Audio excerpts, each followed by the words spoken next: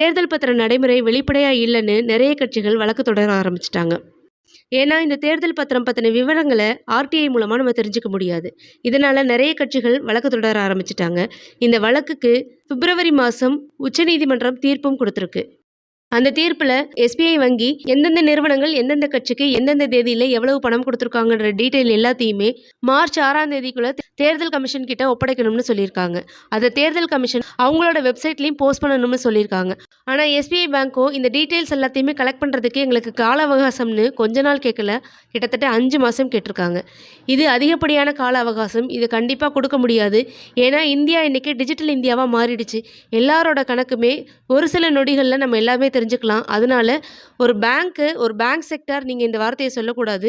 அதனால நீங்க குறிப்பிட்ட கால அவகாசத்துல உங்க டீட்டெயில் எல்லாத்தையுமே தேர்தல் பத்திரம் பத்தின டீட்டெயில் எல்லாத்தையுமே கலெக்ட் பண்ணி தேர்தல் ஆணையத்துக்கிட்ட ஒப்படைக்கணும். இந்த தேர்தல் ஆணையம் இத கண்டிப்பா அவங்களோட